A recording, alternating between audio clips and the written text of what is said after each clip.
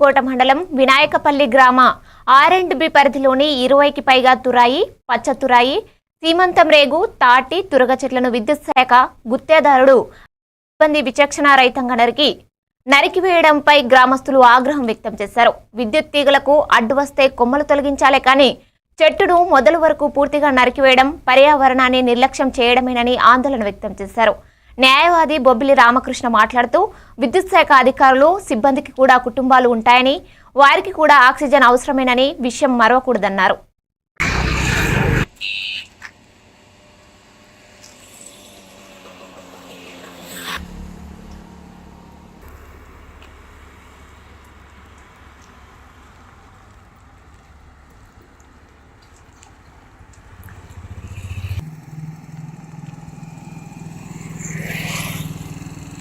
ఒక గొయ్యి తీయడం కోసం, ఒక నాటడం కోసము ఆ మొక్కలు కూడా మన తాలూకా సొమ్ము నుండే ప్రభుత్వ అధికారులు అంటే ఫారెస్ట్ అటవీ శాఖ అధికారులు సామాజిక అటవీ పెంపకంలో భాగంగా ఈ రహదారుల పక్కన ఎవెన్యూ ప్లాంటింగ్ లో భాగంగా ఒక్కొక్క చెట్టుని 5 అడుగుల 2 చెట్టుని మళ్ళీ వాళ్ళకు బిల్లు పెట్టుకొని మనకు ఇస్తున్నారు.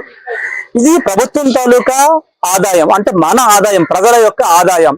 ఇలా ఎన్నిసార్లు మనం మొక్కలు నాటుతాం, ఆ మొక్కలు నాటిన తర్వాత వాటిని పరిరక్షించేందుకోసం మనం ఎంత శ్రమిస్తున్నామో, ఎన్ని నిధులు కేటాయిస్తున్నామో, మళ్ళీ అవే మొక్కలు ఎదిగిన తర్వాత చెట్లుగా మారిన తర్వాత మనం వాటిని ఎందుకు కొట్టేస్తున్నాం? మనకంటూ ఒక విచక్షణ అనేది లేదా? మనకంటూ ఒక నియమం అనేది లేదా? మనం దాన్ని పాటించాలా అక్కర్లేదా?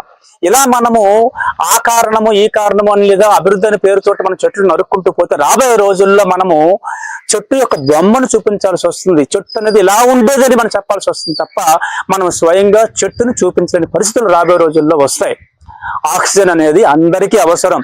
విద్యుత్ శాఖ వారికి అక్కర్లేదు, లేదా కాంట్రాక్టర్లకు అక్కర్లేదు అనేది లేదు. ప్రతి ఒక్కరికి కూడా ప్రాణవాయువు అనేది అవసరం.